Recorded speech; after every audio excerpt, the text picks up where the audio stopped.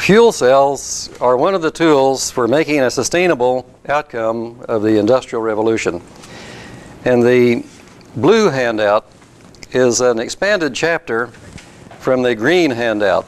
The philosopher mechanic has a chapter 12 that has been expanded for the purposes of this course to zero in on the problem and the solutions. And I'd like to thumb through the blue handout with you and in engineering fashion start at the back and find, if you will, a glossary. There are a number of terms that for our class purposes we'd like to center on, and there's a fuel cell glossary that appears on page 144 that I'd like to go through with you.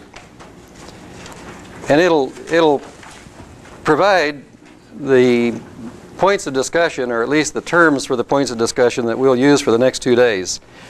We'll also be adding to this glossary, so feel the need to bring to our attention other terms that are going to be needed in this glossary for delegates that come here from the world's most polluted cities to get started on the fuel cell course. Starting right at the top, activation energy. Activation energy is the energy required for spontaneous results. And you might think of this as, in an illustration, as snow on a mountain. There's snow on the mountain, and until it's activated, until you give it some energy to melt it, it'll stay on that mountain. It'll stay at a high elevation and won't run down the mountain and won't be available to do hydroelectric energy production until it's activated, until it's released. And so it goes in chemical reactions. You find many situations where equilibrium isn't accomplished until there's activation. And with activation, then you can have a spontaneous chemical process, a reaction, perhaps an explosion of something happening. For instance, in this demonstrator, I have the potential energy of hydrogen stored in the tank. In the compressed state, hydrogen is at a condition for doing work even as it would expand cold against a piston or against a turbine and could do some work. That would be one type of activation, is taking it through a valve. But another type of activation is to add it to the atmosphere and see what happens. For instance, if you take the hydrogen that's in here and add it to the atmosphere, you can get a result that at once deals with some of the dangers and the myths regarding hydrogen.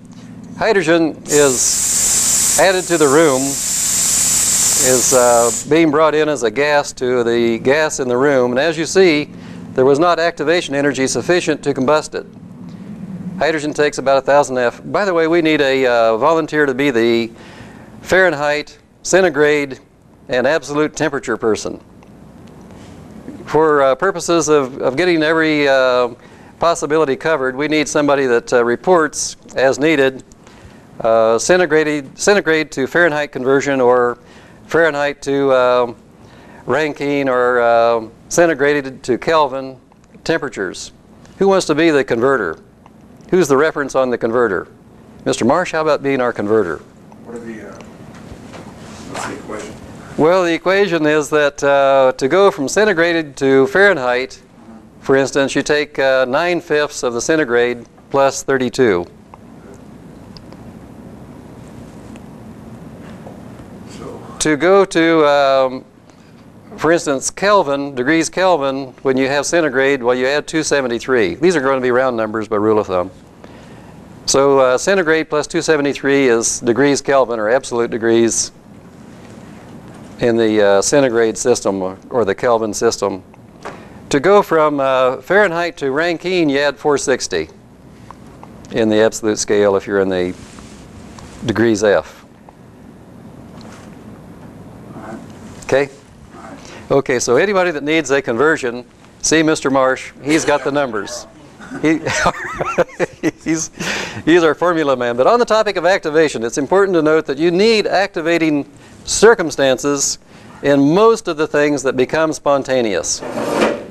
In other words, if you're going to get the snow to do work, you have to activate it, get it into a place where gravity can work on it, and in a state, water, liquid water, so it can turn a turbine or go through a paddle wheel or do something that you choose to have it do in performing work.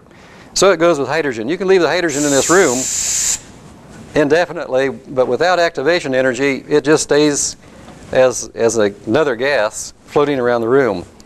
And as you notice with the air conditioning going on, it wouldn't stay long because it's a very glacial gas and will be added to the atmosphere, will be circulated out of the atmosphere by the ventilation system and lost from the presence in short order. In fact, if you go looking for ignition with the hydrogen, you know, if I look around for the hydrogen I let go, it'll be hard for me to find. I'm providing the ignition, but I can't find the hydrogen because it's gone by now. So activation by itself isn't enough. You have to have the presence of a sustainable result. You have to have the presence of a chain reaction that can bring a result. If you make the activation where you bring the hydrogen, you can produce that. You can produce activation and a sustainable result by continuing the addition of hydrogen to the air and thus the oxidation that you see, and incidentally which has been marked by the addition of a sodium compound. In order to see it, ordinarily it would be virtually transparent, but in order to get a visual, we've added a illuminant that illuminates in the visual light bands so that you can see it as an orange result on the flame. We didn't bring this temperature to 1050 or 1080 to get the activation that was needed as a bulk temperature. We instead brought just a spark at a local area that's a much higher temperature, a plasma that started a chain reaction that used energy that was being released from the hydrogen to carry on ignition of more hydrogen and oxygen units to produce more heat and make the chain reaction that you can see. The point being that here's chemical energy being converted to flow from pressure drop, being converted to heat release on chemical union. We're going from a unstable but stored condition to a condition in the atmosphere where it becomes at equilibrium. It enters the atmosphere and finally goes to atmospheric pressure, finally gives up its heat to the atmosphere and goes to atmospheric temperature. If you were carefully measuring, well, you'd find that there was a heat gain in the room from this. We added heat to the room. You could have sensed it by reactions that the room made to this heat addition that we've provided. The nature of energy in that regard is an extremely important observation. You can have energy that's harnessable to do work, or you can have energy that's not harnessable to do work. One student was having difficulty with this idea of what was harnessable and what wasn't until it got to the egg. We developed an experiment where we dropped an egg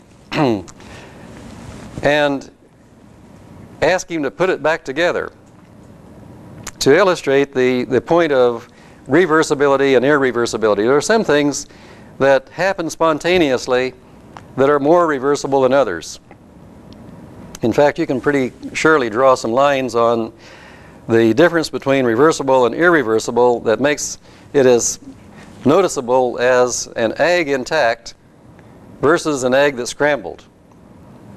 The Humpty Dumpty story is one that you can bring to mind in a lot of different ways, including chemical reactions. Reversibility is very valuable as you go through energy conversion opportunities. The more reversible the condition in your energy conversion process, the more work you can get out of the condition from storage to equilibrium with the environment. Fuel cells, and this is introducing fuel cells, are much more reversible, or can be made much more reversible than other energy conversion systems. for the reason, by virtue, of the fact that they're not limited to a Carnot cycle. They're not limited to a heat cycle that has the temperature involved. And the Carnot cycle shows that if you run a heat engine, the efficiency can't be higher or won't be higher than the highest temperature minus the lowest temperature of the expansive medium involved divided by the highest temperature. If you build a steam power plant, a Rankine cycle system where you heat water to steam, expand the steam across a turbine and run a generator, the efficiency of the system will not exceed this efficiency.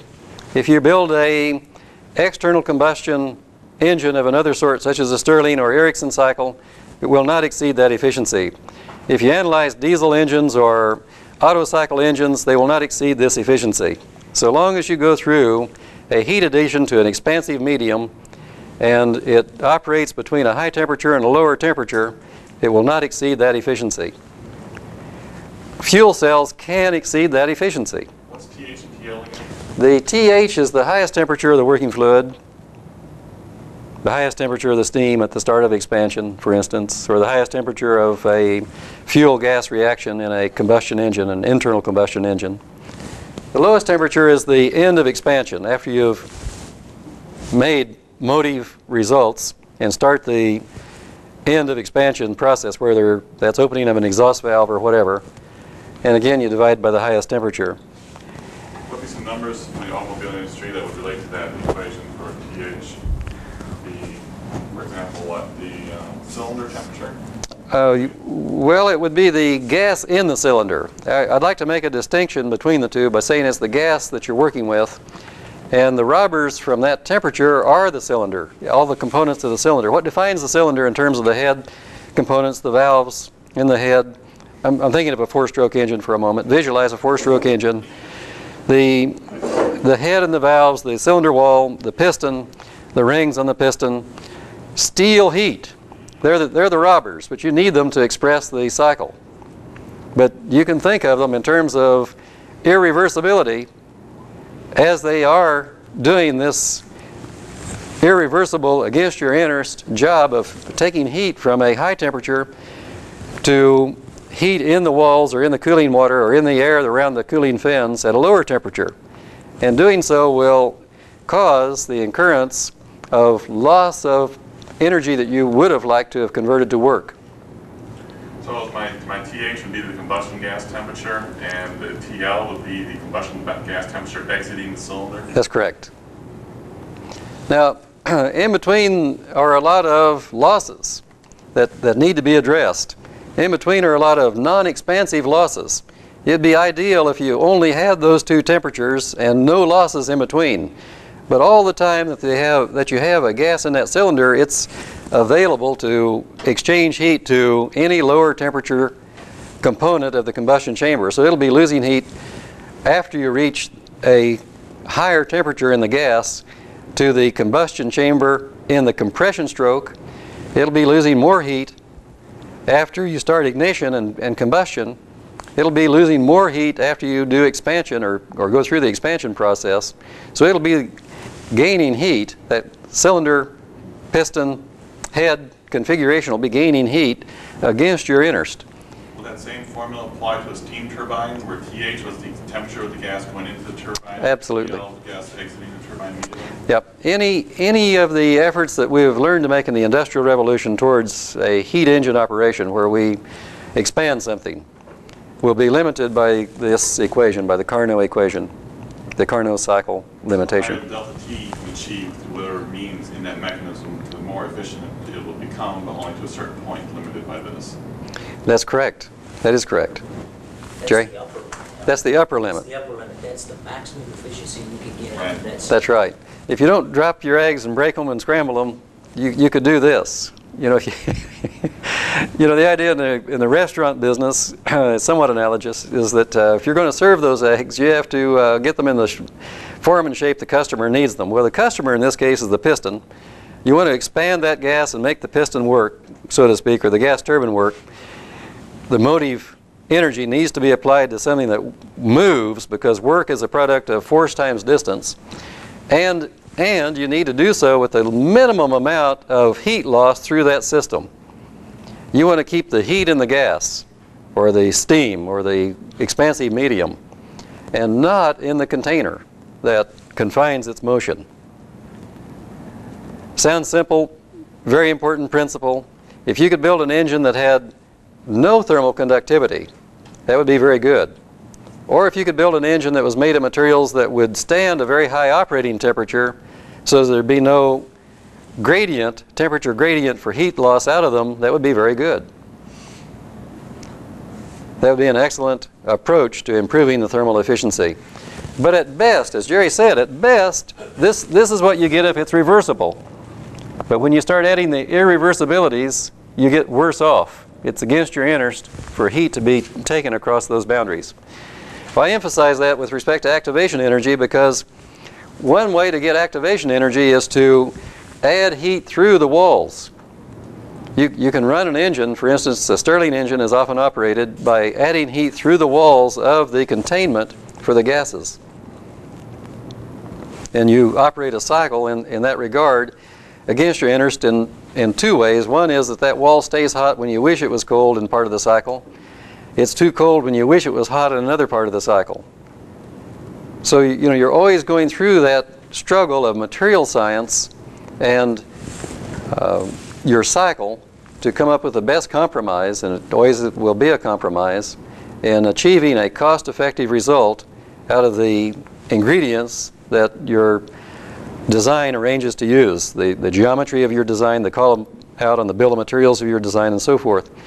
Fuel cells can exceed this number. They can do something that's very different. They can convert the chemical fuel potential energy to electricity without that efficiency. The efficiency in fuel cells, as we'll learn, and we'll sometimes use E, but now I'm going to use N for chemical processes instead of the E for heat engines, N after Nernst. And the idea that Nernst came up with was a remarkable insight to efficiency in chemical devices, electrochemical devices. What he realized is that if you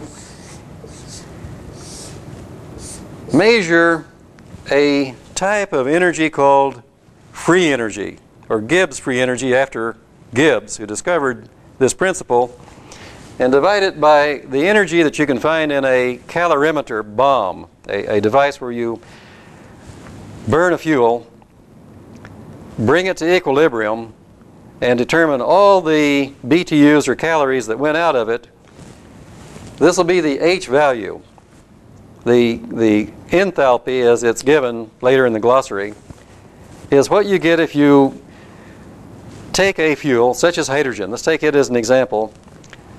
Mix it with the amount of oxygen that's needed to produce no leftovers. And that'll be stoichiometric amount. We'll maybe need to add that to our glossary. In the stoichiometric ratio of fuel and oxidant, you have no fuel left over and no oxidant left over. It goes all to product. In the case of oxygen and water, or excuse me, oxygen and hydrogen, it goes to water. If you measure H, you find two numbers, and you run into two different numbers in the literature. One is the higher heating value for anything that contains hydrogen, and the lower heating value for anything that contains hydrogen. Who can guess the difference between those two numbers? The higher heating value is if you condense the water to liquid. The lower heating value is if you don't condense it and take the measurement as the bomb would contain just the gas at room temperature, but not the liquid. In round numbers, you'll have 61,000 BTUs per pound for hydrogen going to liquid and 51,000 BTUs of hydrogen only going to the gas. It's a substantial difference. The Gibbs free energy is a different number. It's the number that you can turn into electricity in a battery or a fuel cell.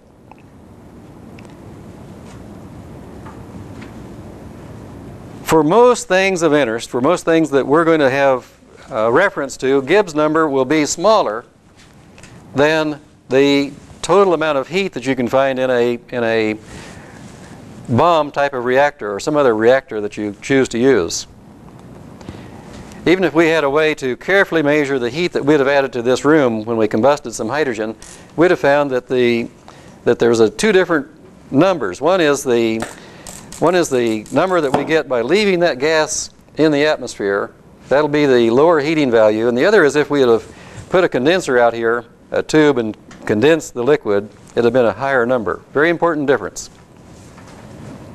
We'd have also learned that of the chemical energy potential, there's a Gibbs number that we'll be in some detail that's lower for hydrogen than the total heat that's available for the energy conversion process. I wanted to introduce those concepts with respect to this glossary because we're going to run into them pretty immediately. Under A's, the next one down will be alkaline electrolyte fuel cell. Some alkaline material, and we're going to be experimenting today. We'll have some bicarbonate of soda, we'll have some potassium hydroxide, and if you used one of the commercial off-the-shelf strong bases or caustics, well, we'd have had sodium and potassium perhaps, but mostly sodium hydroxide. The reason for paying a lot of attention to these type of materials is that they reduce the resistance of an electrolyte. They reduce the electrical resistance of an electrolyte. That's their principal purpose. A secondary purpose is that they may be chemically compatible, more compatible with the fuel or the oxidant than some other good conductor of electricity. What page are you on? 144. And the anode in a spontaneous cell, for our purposes, will be defined as the negative electrode in a reacting system. And to draw what's involved in this electrochemical process, and I'm going to more or less throughout this course revert to plate type apparatus, where you have plates of things instead of cylinders, or if you had cylinders, well, you take a section through. But I make that distinction because if you look in the literature, if you're practicing the technology, you'll want to go to circular section, because that's the way you resist pressure and accommodate expansion and contraction and what have you. But in terms of explanation, it's much more convenient for me to draw it as if it were plate technology. So I'll draw it in plate form and make the case that if you have, for instance, hydrogen available to a conductor of electrons, that the hydrogen can act like a metal. It can act as a metal undergoing corrosion. If you look at a saw, a hand saw that you leave out in the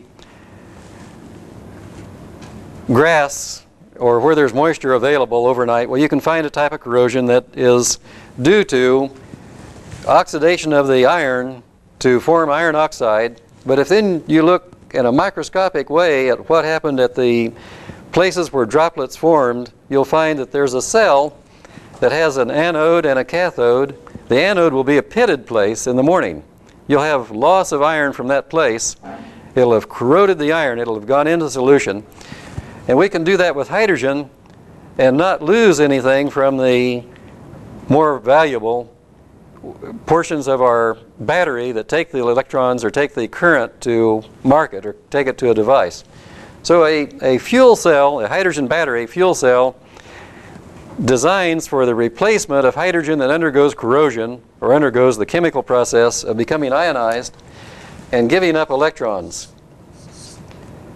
So the process here is that we'll make hydrogen ions that'll be continuously fed into an electrolyte, and in the circuit to the load, to the light bulb or to the motor or to some application, we'll have electron flow. This will become, because of the electron surplus, a polarity that is strong on electrons, long on electrons. What are you using for electrolyte? Anything. This can be Calcium hydroxide, something like that, or Any- how about salt water? great. Anything that you think of has the chance of being an electrolyte. You go through the kitchen, you can put in citrus or most anything. We are walking electrolytes because of our operation as a fuel cell. The fuel that we utilize is the fuel that we brought in this morning. It's some juices, citrus juices, it's some coffee, it's some muffins. We have various electrolytes that we're made of. There's some apples back there, they're pretty good electrolyte. Most everything that we consume has some electrolytic potential. It also has some fuel potential.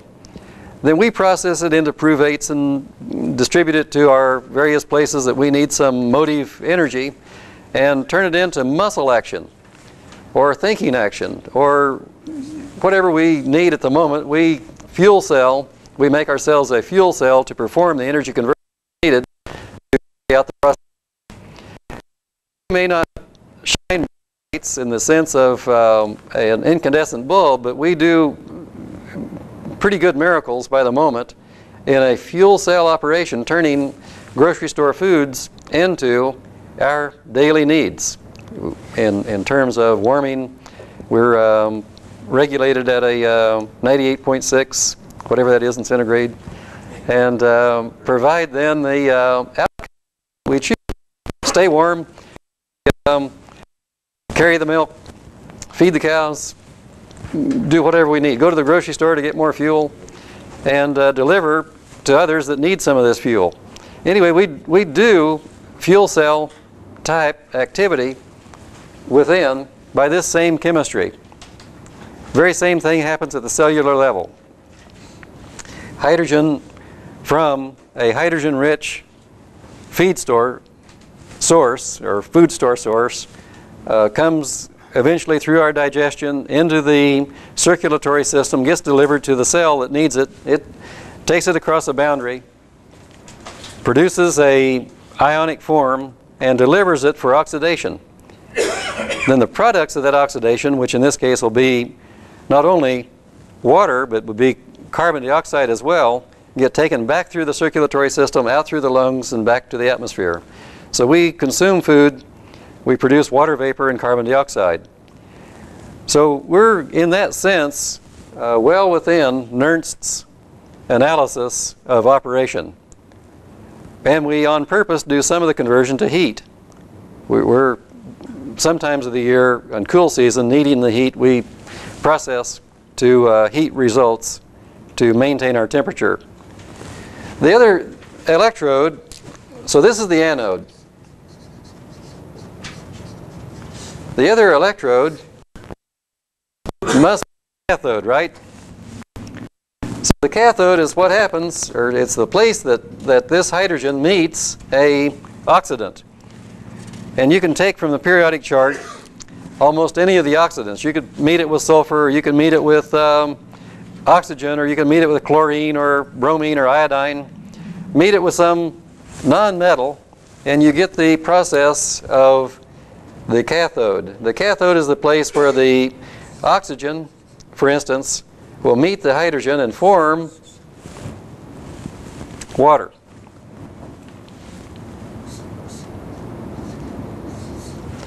But instead of having it burn up, blow up like we showed here, we producing that energy, or a portion of that energy, electricity.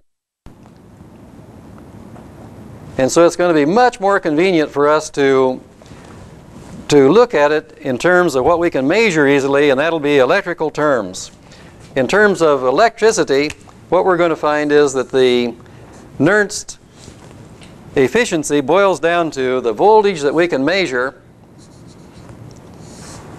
divided by about 1.4 some volts. There's an important concept in this translation. If we were in Europe, we probably wouldn't divide it by 1.4, we'd divide it by 1.2 something. The convention there is to go to the denominator as this number.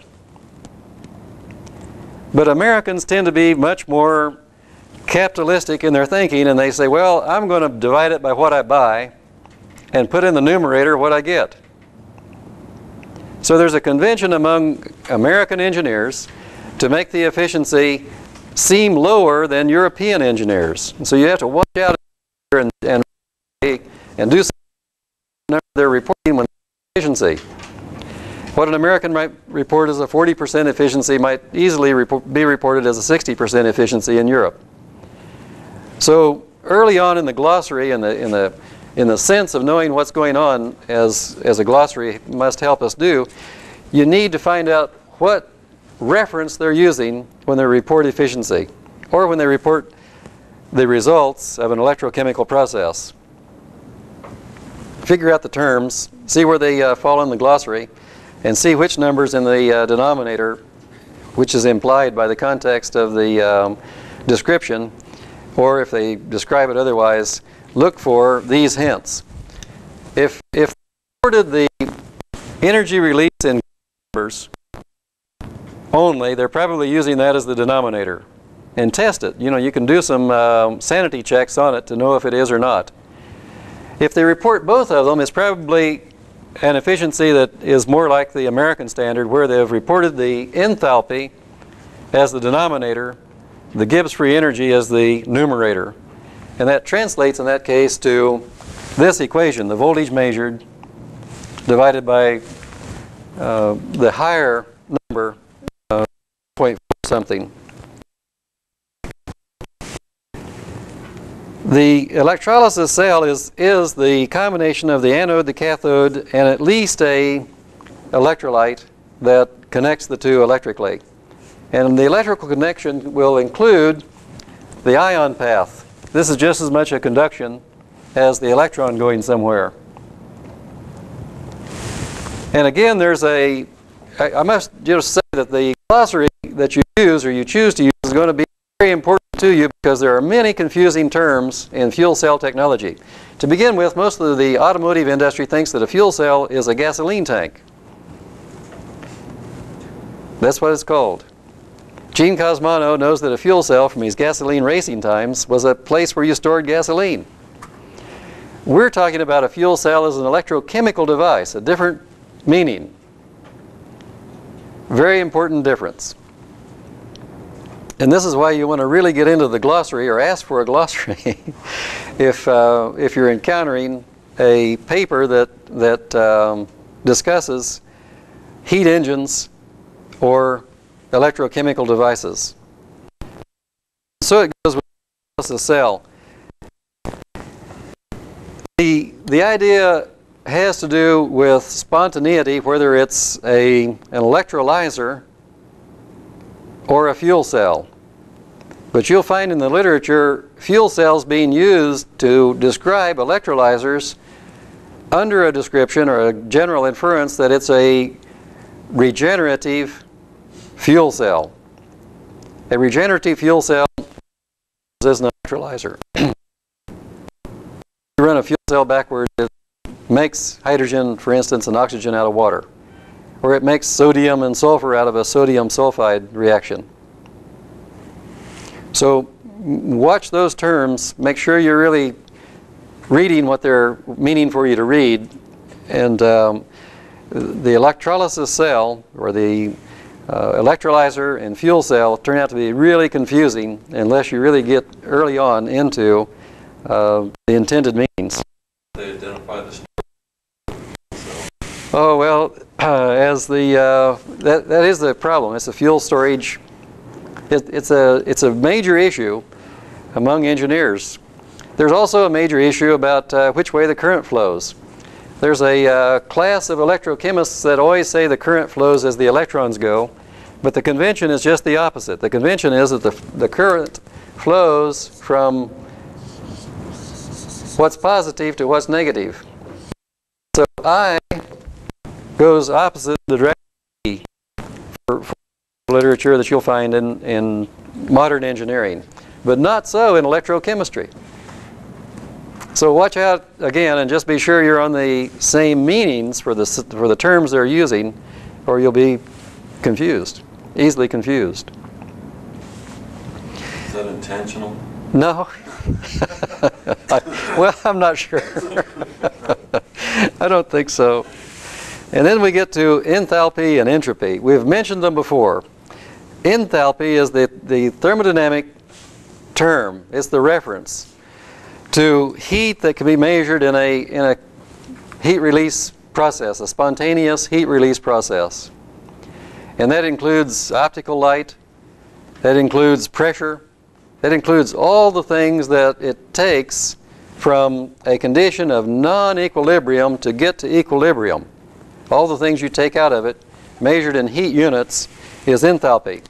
And an important premise is that you can always get heat out of every other form of energy. Very important premise. If you're crafty, you can get the other forms out of heat. But anybody can eventually wind up with heat out of any other form of energy.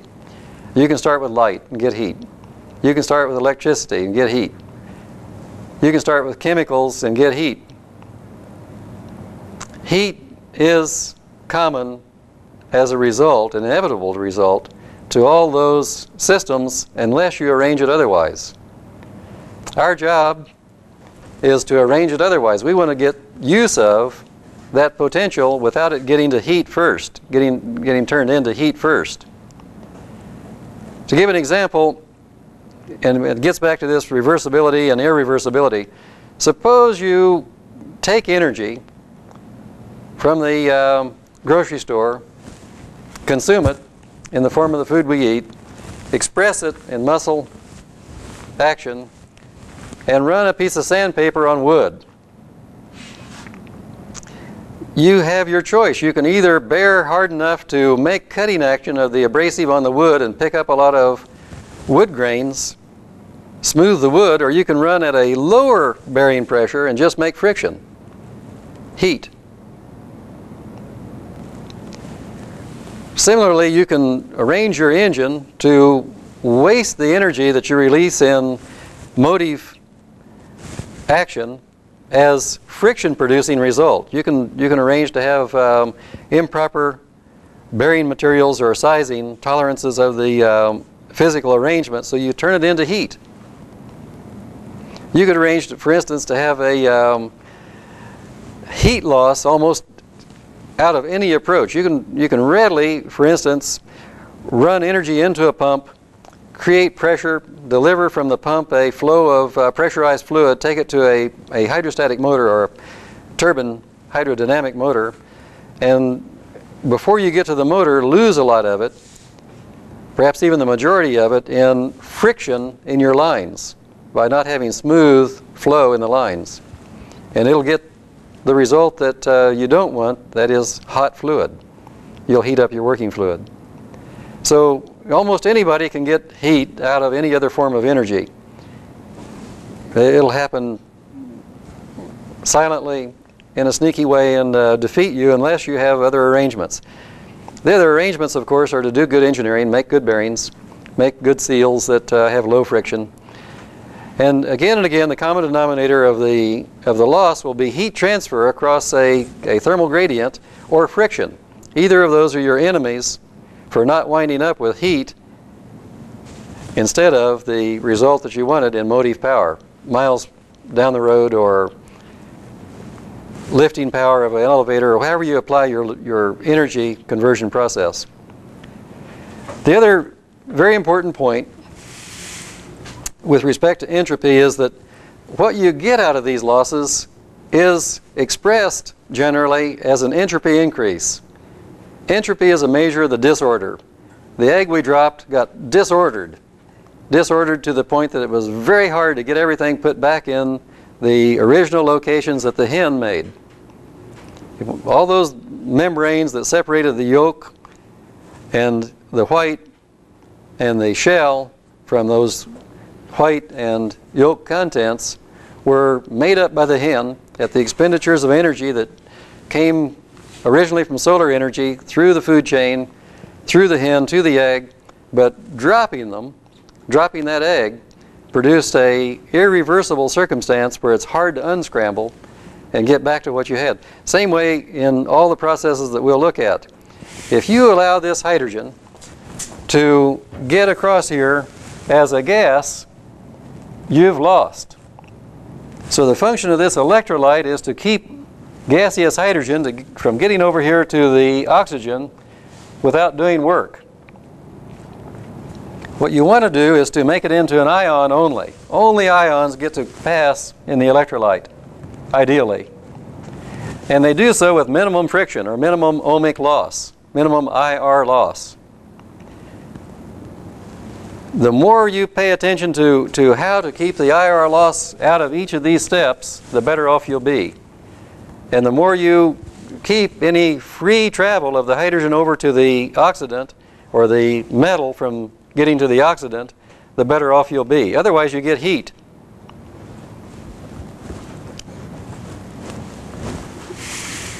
And if you start buying things, the guy that sells it won't tell you much about that. You have to think of how to specify these results, because they'll tell you, we have plenty of sodium carbonate, bicarbonate, you should use it.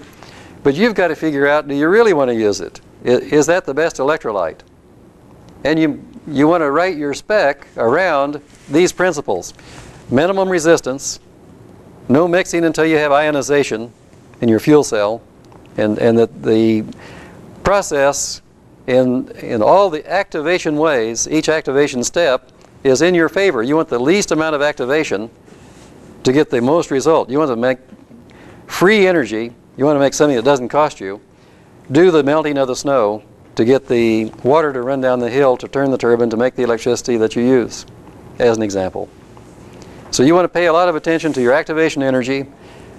You want to not lose the energy you released after activation in terms of ohmic losses. And you don't want any free travel of your snow down the hill or your water down the hill without doing work. You must not let that hydrogen or the metal part of your fuel cell get across without doing something for you.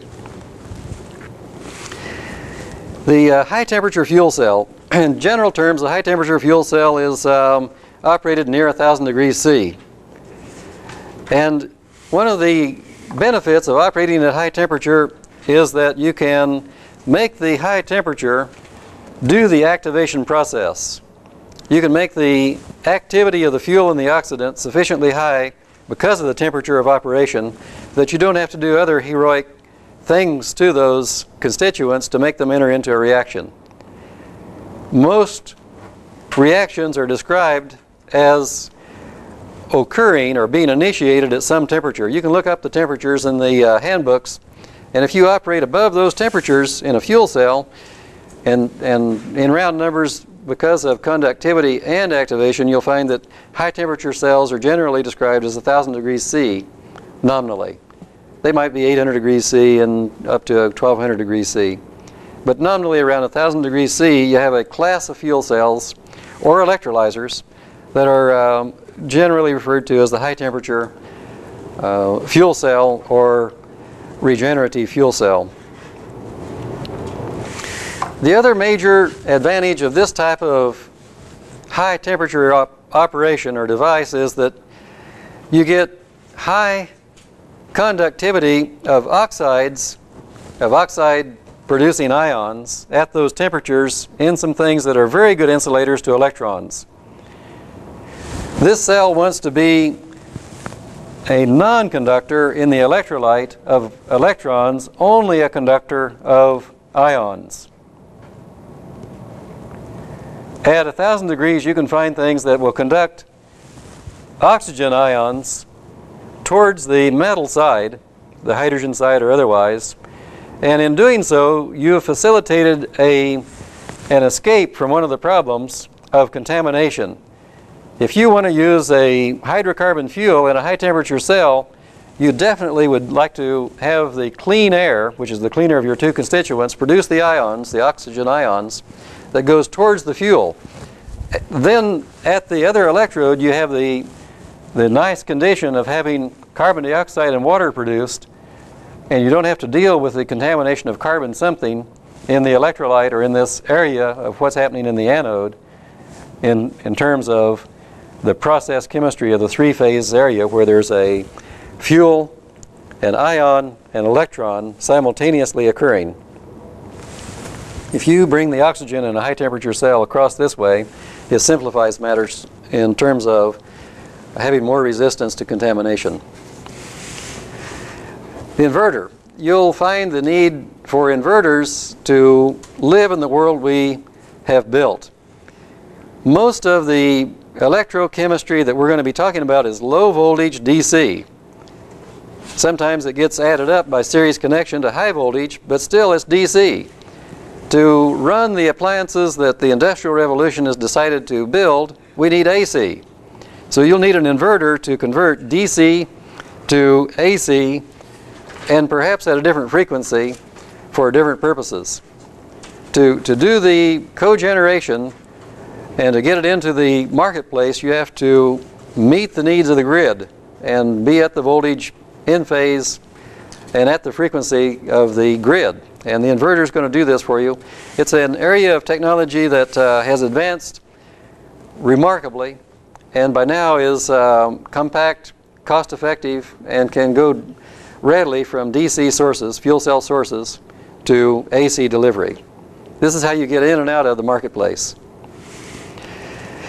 The medium temperatures, these high temperature, medium temperature, low temperature are arbitrary numbers, but there's something in between low and high that must be medium. And so we'll say around 500 degrees C or higher temperature are some medium temperature fuel cells that use, by and large, nickel as the critical metal for getting the electrons out of the fuel and getting the electrons added on the other side to the oxidant to complete the reaction. Example of 500 degrees C devices would be the molten carbonate electrolytes that are in process of becoming practical fuel cells, constituents of practical fuel cells. The chemistry, for instance, in the molten carbonate is important. I don't know if any of you will pursue that type of fuel cell, but it's important to note that what goes on in that molten carbonate is shown here. You have, for instance, hydrogen added to the carbonate to produce water and carbon dioxide, and that process yields 2 electrons that goes to your load. At the delivery of those electrons, you have the cathode reaction where oxygen, for instance, from the air is added to the carbon dioxide that you produced and uses up the 2 electrons to perform the conversion that you need in the cell to complete the circuit, which is the carbonate formation. Why that chemistry is important in this in this glossary is that there's much confusion around that topic of what happens in a carbonate system, and much of the confusion has come from side reactions that have occurred between some component of your fuel cell, such as the electrodes and the electrolyte. But when you finally get to equilibrium and stop corroding your anode or your cathode, you deal with this chemistry. If you want a sustainable long-life fuel cell, you have to stay in this chemistry. So I mention it now as a defined issue for stability. Well, the MOE can be molten oxide or metal oxide electrolyte. You'll find in the glossaries, or if you really start making your own glossary, there's the same set of letters that can mean different things. For instance, we'll notice that PEM can mean proton exchange membrane. It can also mean polymer exchange membrane. The same membrane is often called a solid polymer exchange membrane, or an SPE, solid polymer electrolyte. So you're going to find that there's not only fuel cells in confusion, but many other terms will be in confusion. Very important to unravel these things and be sure that you're all thinking what's intended by the author that's trying to tell you something about their fuel cell or their electrolyzer. MOE shows up in the literature under this confusion, but you need to decide what they mean out of the context. The negative electrode will be the electron-rich electrode by our context, And again, current flows in the opposite direction to the electron travel by American engineering standards. A reformer has been mentioned in the class. A reformer is a fuel processing system to produce fuel constituents that you prefer to have in your electrolyzer. It may include polishing or removal operations. It may need to include, depending upon the temperature of your fuel cell and your choice of components, materials for the components that you build your fuel cell, how much it needs to remove, how much the reformer needs to remove such things as sulfur from your feed stock of fuel, or such things, incidentally, as carbon monoxide from the ambient atmosphere on the oxidizing side of PEM type fuel cells. Partial oxidation is generally a reaction that is not stoichiometric. It's not stoichiometric because it's deficient on the oxidizer. And usually it means oxygen oxidizer. So you have an oxygen deficient reaction, and it may be employed to produce heat, but more likely it's employed to produce fuel constituents that have a smaller activation energy than the original fuel. Going back to activation, the reason for running the reformer is to produce, for instance, hydrogen that's much more chemically ready for reaction than natural gas might be in a low temperature fuel cell. The proton exchange membrane, again, is referred to in this PEM listing, but remember, it could be polymer exchange membrane, and the very same substance could be referred to in the literature as a solid polymer electrolyte, SPE. Well, the phosphoric acid fuel cells are typically 200 degrees C, nominally, fuel cells. They use phosphoric acid as the electrolyte. They do so to enjoy or to take advantage of the ability of phosphoric acid to reject what ordinarily would poison other fuel cells of a lower temperature. It rejects carbon dioxide and doesn't let it form carbonates in the constituency of the fuel cell. So that's a favorable aspect of PA, or phosphoric acid fuel cells. And the electrolyte it will do that? As an electrolyte. It has good conductivity if you get it warm enough, and has the characteristic of facilitating less expensive components in the anode and cathode. But it probably will still be aided by platinum catalysts. Most of the phosphoric acid systems are aided by precious metal catalysts. Polarization losses. Polarization losses are going to be very, very important to you to define and to determine what's intended in the literature when you read about them, or when you start measuring things about how you assign different polarization losses. Polarization losses cover a lot of different types of physics, physical chemistry, chemistry, electricity, and electronics. We'll go into them in more details, but in real-world fuel cells, you'll find that the theoretical voltage isn't measured. The theoretical voltage that you should be getting isn't measured. If you start analyzing the different places that you lose the theoretical voltage, you may be able to assign most of them to activation energy or polarization losses, or some combination of the two. It's important, in this regard, it's important to note that the difference in literature that comes from Japan and from the Orient, I'll say, and from Europe and from the US have made different assignments. They've made different distinctions in this polarization area. So you have to really be careful to make sure that you're on the same meaning, using the same meaning when you read those sources, those references, as they intended, or you'll be misled. We've discussed the positive electrode. It's the electron poor or electron deficient electrode, and it's the direction in convention that current flows to, or flows towards. And we've discussed spontaneous cell an electrochemical cell in which the reaction occurs and current flows to yield a usable energy. With that, I'd like to take a break and but answer any questions that have come up on the glossary so far. The question was, how does